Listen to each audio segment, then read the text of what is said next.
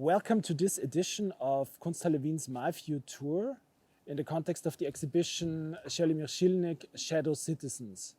For this issue, we invited the artist and filmmaker Johannes Gierlinger to give his perspective on the exhibition and to offer us a glimpse into his own practice that is somehow shaped or in conversation with the ideas of Želimir Žilnik. Please, Johannes, maybe first introduce yourself, and then we try to find connections to your work and Želimir Žilnik's work. My name is Johannes Gierlinger, and I'm an artist, and I work between cinema and I would say the art space also. So there's a kind of a connection between what we see now with Žilnik's work in the exhibition space, but also mainly before it was shown in cinema. My main topic is basically memory and history, but also how memory is shaped through a historic kind of narration, more or less. And also always the question is, what does the past, what is the main influence of the past in the present, and how the present is shaped through past events, and how we can read from this kind of shapement also something for a possible future. And also from how I see your work, from how the present is shaping the way we see the past. Also, for sure, yeah. And for me, what was quite interesting is this connection also how you use documentary storytelling in the context of telling your own stories. And that is somehow like a big connection that I see or something that also pops up a lot within the work of Želimir Žilnik. I think, well, maybe there's a connection in the sense that I use also for some films fictional parts, which are maybe a little bit different than to Žilnik's work, because I also work a lot with essayistic or like with voiceover. So there's always a kind of narrator. Dabei dachte ich auch an andere vergangene Bilder, die der Juli-Revolte des Jahres 1927. 3 Mitglieder der Frontkämpfervereinigung Deutsch-Österreichs erschossen bei Zusammenstößen mit Sozialdemokraten in Schattendorf 2 Menschen. Einen 40-jährigen kroatischen Hilfsarbeiter und ein 6-jähriges Kind. Nach dem Freispruch entlud sich der Unmut der Menschen gegen das Urteil vor dem Justizpalast und auf den Straßen Wiens. 89 Tote und zahlreiche Verwundete waren die Folge. Erneut ein Bruch. Die Erinnerung daran ist verblasst. Sie verlor ihr gegenwärtiges Gedächtnis.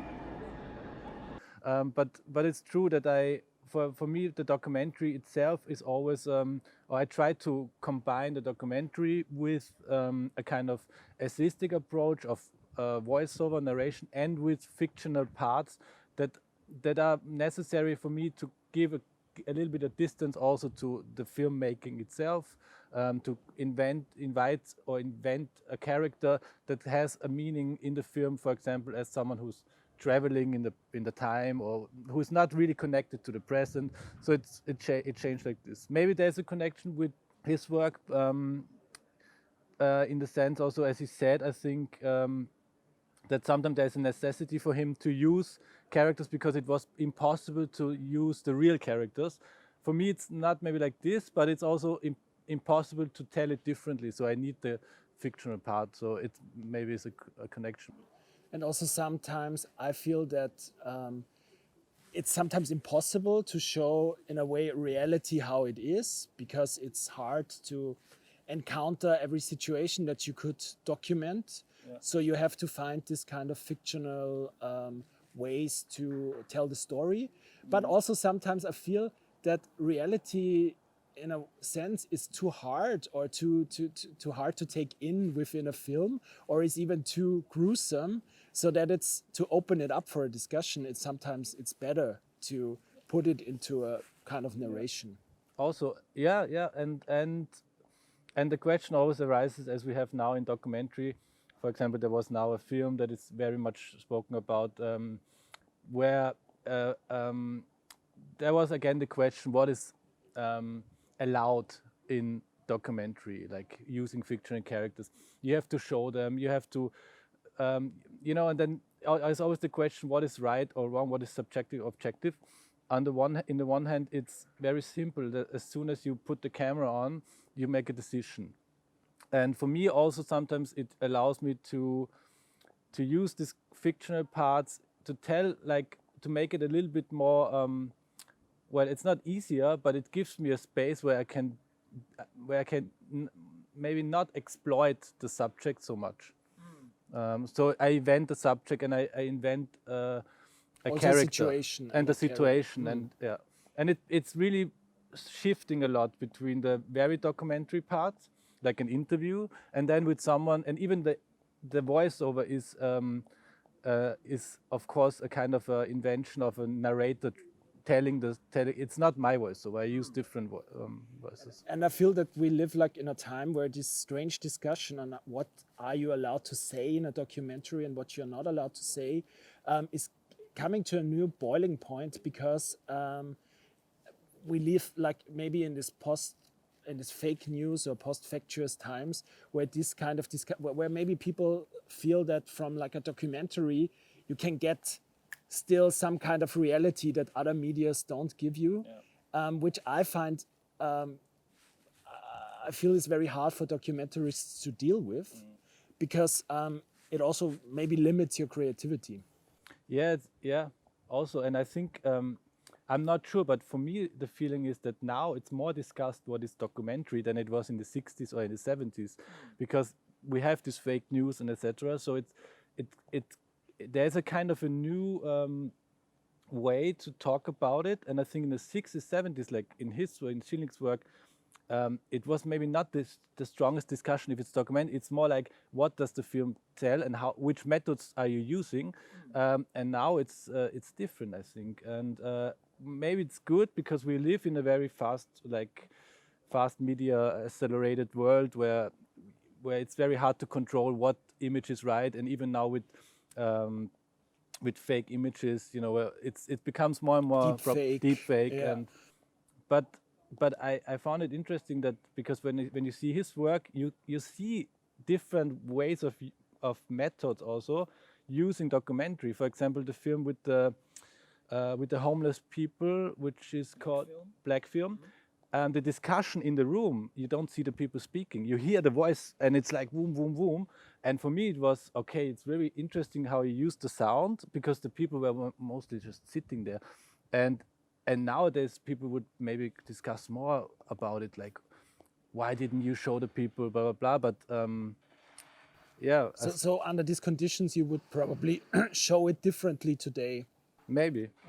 Yeah, of course. I mean, you can see in the film that when you shoot at that time with 60mm, it was very dark in the room, etc. And maybe it's also the camera was very loud. So you use different methods. Maybe he was recording and then re-record the voices, something like that. Maybe not. I'm not sure, but it could be. But I found it just interesting that you see like a space full of people, but no one is really talking. But then you hear a voice, and nowadays it becomes more to this. Well, maybe the discussion is again very interesting about what is direct cinema, what is really authentic, and what is when do you really shape your story or your film. Basically, you always shape it, but it's of course it's always in a way it's always a narrative that is set somehow. Sure. Maybe another topic that came to my mind is that Žilnik's work here is presented in the context of a contemporary art space and a contemporary art exhibition, and also you show your work as well in exhibitions and in the cinema. And I wanted to know if this is also somehow liberating to show your works in like different ways, or is it just out of, I don't know, is it out of necessity that these works work best in these kinds of contexts, or is it more like the reality of how you have to produce to be shown in the first place? For me, I always start with the idea of a film that is for the cinema space, but then mostly I find I have outtakes, or I even have a lot of research material that is not possible to show in a cinema space, but gives a different view on the work, on the research itself, on the topic. So for me, it's a liberation of using all the research and go also into the exhibition space and show it very differently, because some films of mine, you can really cut out 5 minutes and it's a film. You can just watch it. It's not a film with a whole narration, whatever, but it works in the context of an exhibition quite well. So, or even like interview parts. And I did it, for example, for my last film, Remapping the Origins, which was first shown 2018 in cinema or on festivals, and then it was shown in an exhibition in Belvedere 21, and I used the film as fragments. I recutted the film, put the fragments on screens, and used a lot of archival material and research material as more like as informations on the wall. Es lässt vermuten, er lebt in der Unbeständigkeit des Erinnerten. Er hat ihnen Briefe geschrieben und sie haben zurückgeschrieben und sind wiedergekommen. In die Stadt, die laut ihm verschwunden war. Auf dem jüdischen Friedhof der Stadt begegnet man verschiedenen Epochen. Man irrt herum und schlussendlich wird man fündig. Einige Geschichten wurden wie ein Teil des Friedhofs überwuchert und andere wurden freigelegt. Manche davon suchen sich selbst und andere sind hier, um gefunden zu werden. I came here to see where my grandfather lived almost 80 years ago. He left for Israel before the war of '36, but he was a teacher here in the Hebrew school that was here in Bialystok, and I just wanted to see where he lived, just to understand the area and to see the school, the old school, which is not acting anymore like a school today. So it's basically, it never starts the opposite. I don't start with like the exhibition space, but I start with the cinema space. I feel sometimes it helps a lot to show it in a different way, to have like multi-channels, to have like all these possibilities that the exhibition has that you usually don't have in the cinema. Maybe it's easier also when you do it with one work. If you have like a whole work, like Žilnik now, you see like it's so massive. It's quite difficult also to bring it.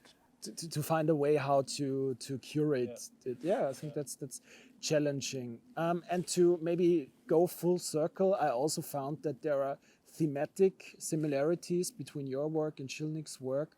Maybe you can elaborate a little bit more what your films are about and if you see some connections there. Well, basically, as I said before, I work a lot with memory and history, but also in the sense of what kind of resistance do you find in the past, but also in the now? So forms of resistance, protests. Yeah, but also like a way of a position of people, you know, showing kind of a resistance to a system, to a time, of space, and I try to connect or also see in the past which kind of not similarities, but what can you read from the past to understand the present or the future? And maybe of course there are similarities. On the other hand, I would say his early work, like in the 60s, a lot of things happened. For example, when you see this June turmoil, this protest of students, there was one sentence I found very interesting when one of the protesters said, da prikaže da je tobož nacionalni problem glavni problem u našoj zemlji.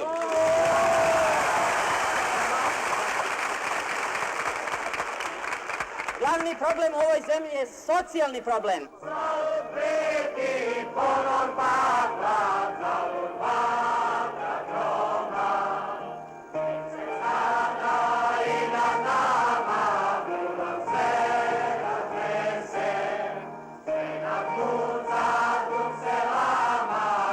Also, like how, in that example, how nationalism became this problem for Yugoslavia, which is it's kind of interesting when you also see Žilnik's films, what he talks about in the 60s and how it also these themes developed through the present. Well, there is the question already, for me it seems like in the film, already in 68. And then it really pops up 30 years later, even a little bit less. But which is interesting, and maybe the similarities are also that he, of course, used different kind of forms, although they are different, of course. But he's. I think he said it in your podcast that he was not so much influenced by by Godard or '68, but more by the Brazilian cinema. Or you said also? I didn't say the particular, but I think he says it. Yeah, Not- that's what I mean. Yeah, he says it in the interview that they were very. I mean, he was also influenced from what I get from the French New Wave, and also what is interesting is that cinema for him had also this was a very good tool to learn about the world, which is maybe still true today, but also a lot very much different. But also like forms of films that are not so super mainstream or super represented here. Were very interesting or were shown a lot in communist Yugoslavia, like also contemporary Brazilian cinema from back then, which I find is a very interesting link that pops up because you get I don't know, a sense of the world that you maybe can get any other sense. Maybe it's still a similarity that I'm also influenced by the films of the 60s and. Because maybe it was, I don't know, but it seems that the cinema itself changed a lot, and nowadays we have a changement more shifting from, I think, cinema and the art space coming together, which is also interesting. Or even like that films that would have been shown years ago just in an exhibition are now also in a cinema space. That's true. It also goes the other way around. Yeah. So that suddenly you can see like a 6-hour art film that was done. Crazy avant-garde action from the 50s or 60s is suddenly shown in the cinema or as part of a film festival. Maybe it's